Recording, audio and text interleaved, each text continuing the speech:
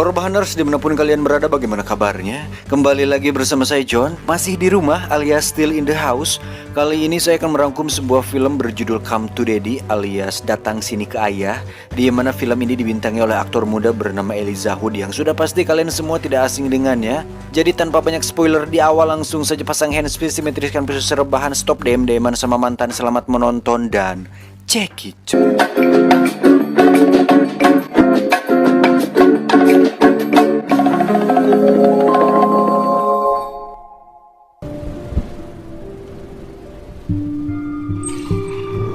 Kisah akan berfokus pada seorang pemuda bernama Norval, di mana dia baru saja turun dari bus untuk menemui sang ayah yang belum ditemuinya sejak kecil. Norval pun berjalan menyusuri hutan dengan pohon-pohon tinggi di sekitarnya. Sampai tiba di pantai, akhirnya kita akan melihat sebuah rumah di teluk, yang mana itu adalah tempat tinggal sang ayah. Saat membuka pintu, akhirnya muncullah sang ayah, di mana Norval mengatakan bahwa dia datang sesuai surat yang dikirim oleh ayahnya tersebut. It's me, Norval. Saat sedang merapikan baju di kamarnya, sang ayah pun mengajak Norval berfoto bersama agar nanti bisa ditunjukkan kepada sang ibu di kota. Oh iya, sedikit catatan bahwa ayah dan ibunya sudah bercerai sejak lama tapi masih berhubungan baik, dan alasan Norval datang ke sini adalah untuk menjalin silaturahmi antar ayah dan anak. Ketika berfoto, sang ayah pun ingin agar dirinya yang mengambil foto. Namun hal yang tak diinginkan terjadi ketika iPhone-nya tak sengaja terjatuh ke bawah, yang membuat iPhone berlapis emasnya hancur dan musnah begitu saja. Entah disengaja atau tidak, namun sang ayah nampak tidak suka dengan kedatangan Norval, yang padahal dia sendirilah yang mengundang Norval untuk datang ke sana. Namun lagi-lagi sang ayah bertindak menyebalkan dengan melempar sebuah daging ke sebuah penggorengan.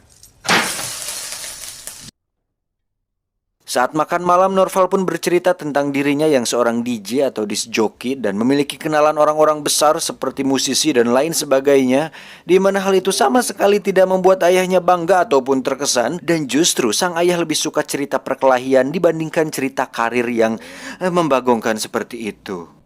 I once accidentally kicked a guy's ear off. Singkat cerita, esok pun tiba. Norval pun akhirnya jujur dengan sikap ayahnya yang menyebalkan, di mana dia heran kenapa dia mengundangnya jika tidak suka dengan adanya Norval di sana. Dan dengan sedikit rasa menyesal, sang ayah pun meminta maaf karena mungkin dia sudah cukup lama tidak bertemu dengan orang lain atau menerima tamu di rumahnya. Kemudian untuk menyurut emosinya, dia pun mengajak Norval berenang bersama untuk menjalin kedekatan dengannya. He's not how I imagined him. Dan saat berenang, Norval pun ancelup duluan, di mana Norval memejamkan mata sambil menikmati tenangnya air laut. Tapi tiba-tiba, ya, sebuah batu jatuh tepat di samping Norval, yang mana dia melihat sang ayah hanya ngajanteng saja di daratan. Entah dia sengaja atau hanya ingin iseng saja, namun hal itu cukup membahayakan. Merasa sudah tak tahan dengan sikapnya, Norval pun akhirnya kehilangan kesabaran dan mengatakan tentang betapa buruknya sosok sang ayah, di mana dia tega meninggalkan sang ibu dan dirinya waktu itu masih berusia 5 tahun dan pergi begitu saja tanpa ada kabar sedikit pun. Terjadilah perdebatan di antara mereka, di mana sang ayah tetap tidak mau mengalah dan justru mengatakan tentang Norval yang terlalu lemah dan berdandan seperti banci, seolah tak memiliki keberanian dan titit sama sekali. You dress like a woman, yeah? You dress like a cunt. Hal itu pun semakin meruncing tatkala sang ayah pergi ke dapur dan mengambil sebilah pisau daging, di mana emosinya nampak tidak stabil akibat kecanduan alkohol yang dideritanya. Dan tiba-tiba sang ayah pun memegang dadanya lalu terjatuh dan meninggal karena serangan jantung. Nah lo. Norval pun menelepon ibunya untuk memintanya datang, namun sang ibu yang kebetulan sedang berada di luar kota pun menyuruh Norval untuk tenang dan menyelesaikan masalah itu secara mandiri dan secara laki-laki dan sendirian. Apa sih anjing? Balelol gini bangsat. Friday. Okay, I'll see you Friday.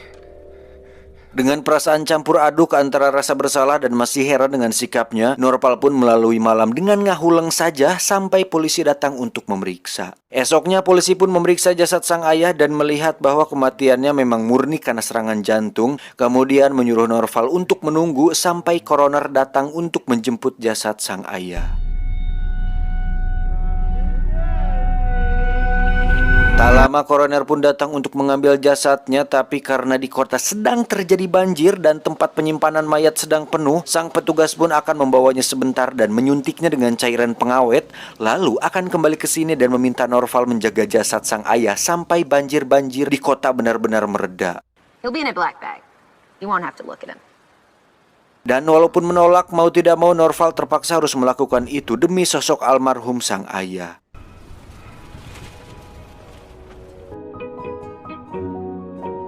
Sorenya petugas koroner pun datang dan membawa jasad sang ayah yang sudah disuntik pengawet, kemudian diletakkan di kamar tidurnya agar sang ayah bisa beristirahat dengan tibra. Singkat cerita, malam pun tiba. Norval pun mendengar suara aneh seperti rantai yang berasal dari saluran udara. Entah apa itu, tapi saat Norval pergi ke kamar ayahnya, dia melihat pembungkus jasadnya sudah sedikit terbuka. Motor si anjing.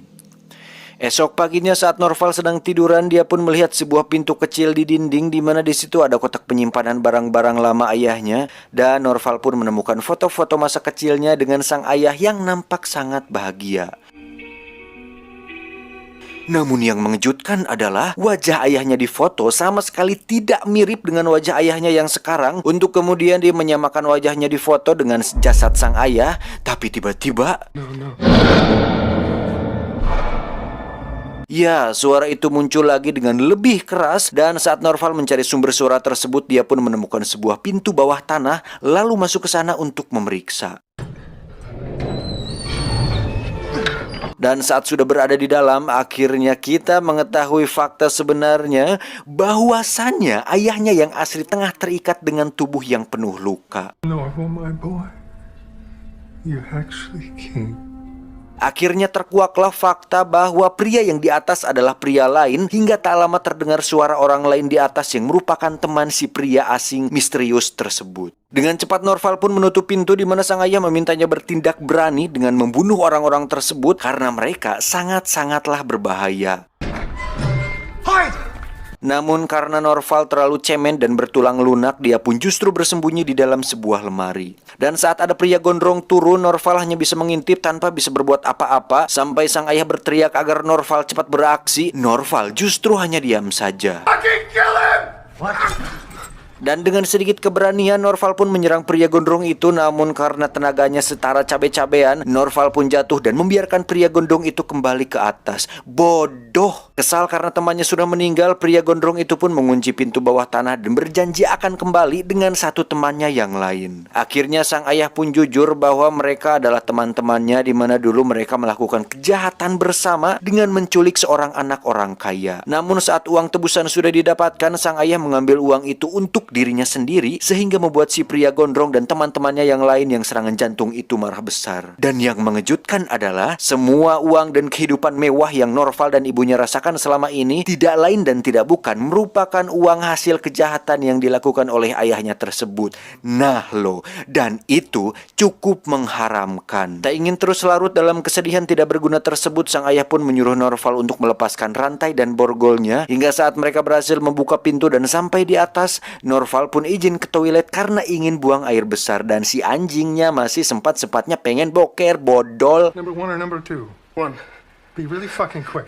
Tak diduga ada temannya si gondrong sedang boker dan mendengarkan musik, di mana terjadi perkelahian di antara mereka berdua yang membuat ayahnya gregetan dengan aksi letoy anaknya si Norval ini. Namun saat Norval benar-benar terdesak, jiwa laki-laki dan brutal dalam dirinya pun mulai muncul, dan sebagai pemilik cincin Lord of the Ring, Norval pun mengambil sendok daging yang tajam sekali dan menusuk titiknya si botak, lalu membungkusnya wajahnya dengan plastik wrapping dan memukulnya hingga dia tewas saat itu juga. Dengan cepat mereka berdua pun kabur, tapi tak lama muncullah si gondrong dengan membawa sebuah panah berapi dan mengancam akan membunuh mereka berdua. Saat si gondrong lengah, sang ayah pun menyuruh Norval untuk masuk ke dalam bagasi mobil si gondrong agar dirinya bisa selamat. Dan saat si gondrong kembali ke mobil untuk pergi ke sebuah motel, Norval pun mendengar si gondrong tengah menelepon seorang wanita pengencrot, di mana dia ingin melakukan satu sesi dalam rangka menghilangkan stresnya itu. I'm really stressed. Please, as soon as you can. Sampai di hotel, Norval pun menunggu sampai si gondrong masuk ke kamar. Dan setelah dirasa sudah aman, dia pun keluar dan menghampiri si wanita pengencrot tersebut untuk memberitahunya bahwa pelanggannya tersebut merupakan seorang penjahat. Dirasa tak kenal dengan Norval, si wanita pun mengabaikannya dan langsung masuk ke kamar. Dan bukannya langsung membunuh si gondrong atau kembali kepada ayahnya, Norval justru pergi ke resepsionis dan memesan sebuah kamar untuk istirahat. Apa atuh anjing sia lemah-lemah teuing. Namun karena semua kamar sudah penuh, Norval pun mengatakan bahwa ada seorang pelanggan yang mencurigakan sehingga si resepsionis memutuskan untuk memeriksanya. Dan saat semuanya sudah aman, Norval pun mengambil kunci kamar dan beberapa bon beserta dengan pakunya, kemudian membocorkan bon mobil si gondrong dan masuk ke dalam sebuah kamar. Saat masuk, pelanggan yang sedang melakukan pengencrotan pun dibuat terkejut dengan kemunculan Norval yang tiba-tiba, di mana mereka disuruh diam. Dan saat Norval masuk ke kamar si gondrong melalui pintu samping, si wanita pengencrot pun langsung menyergap Norval sehingga si gondrong bisa leluasa membunuhnya. Dengan paku bon yang dibawa Norval, si gondrong pun menikam perut Norval beberapa kali, kemudian menusuk pipinya hingga membuat Norval tak berdaya. Dirasa tidak akan bertahan, si gondrong pun meninggalkannya dan melempar sejumlah uang untuk si wanita pengencrot ini. Setelah si gondrong pergi, tak disangka Norval ternyata masih bisa bertahan, kemudian berjalan keluar dan berniat untuk kembali ke tempat ayahnya. Dan saat sudah berjalan sekitar 1 kilometer jauhnya, Norval pun menemukan mobil si gondrong mengalami kecelakaan parah akibat ban bocor yang sudah dibuatnya tadi, dan melihat si gondrong tengah berjalan tepat di tengah jalan raya. Karena tak tahu apa yang harus dilakukan selanjutnya, Norval pun mengikuti si gondrong, di mana dia melihat kepalanya sudah somplak setengah dan terlihat sangat jelas sekali sebagian otaknya muncul keluar. Dan dengan paku bon yang ada di pipinya, Norval pun melepaskan paku bon tersebut, kemudian dengan santai dan lemah lembut menusuk otak si gondrong hingga dia tewas saat itu juga. Dan setelah semua berakhir, Norval pun melanjutkan perjalanan menuju tempat ayahnya, di mana beliau sudah tewas karena mengalami infeksi akibat luka-lukanya yang sudah berhari-hari tidak diobati. Dan sambil membayangkan kebersamaan dirinya waktu kecil, mereka berdua pun tewas dalam kebahagiaan dan penuh rasa sakit. Tamat ending yang sangat membagongkan.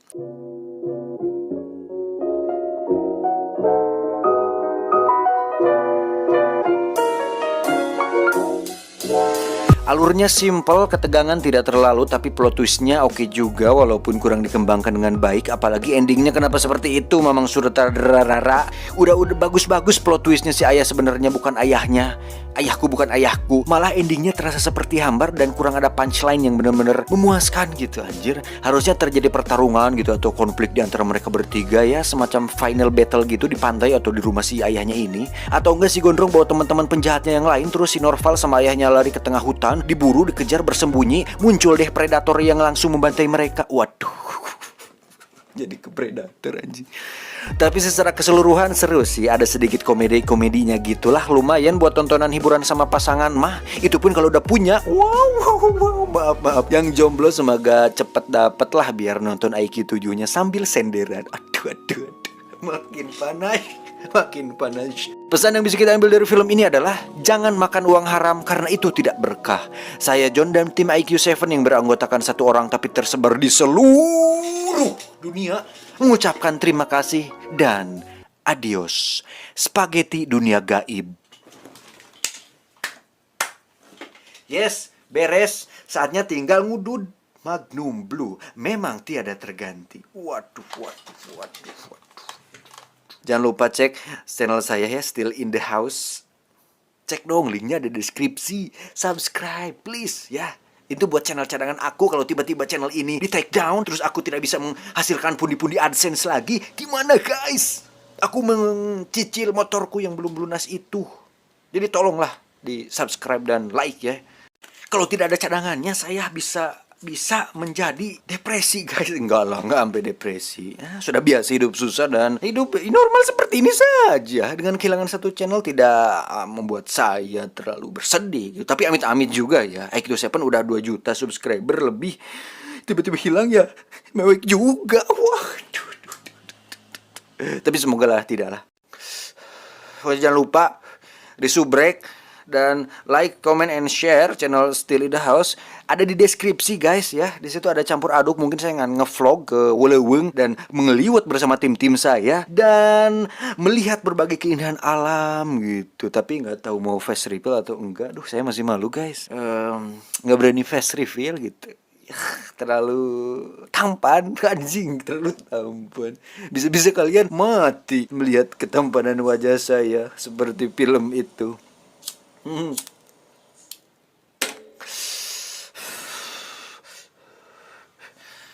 Nggak tahu ya, banyak yang nanya saya juga kapan face reveal bang, kapan face reveal. Saya juga bingung gitu. Dulu mah kalau yang subscriber lama mah pasti udah tahu lah wajah saya. Dulu kan sering bikin drama-drama pendek gitu kan. Dulu konten saya itu random, campur aduk. Ada konten ilmiah lah, sulap, berbagai macem. Terus reaksi, karena tidak naik-naik guys. Jadi aku pilih alur film. Dan alhamdulillah gitu, sukses. Yes, pokoknya success is my life and success in my door. Smoking no area, apa doa anjing. Gitulah pokoknya ya. Udah, itu dulu ya.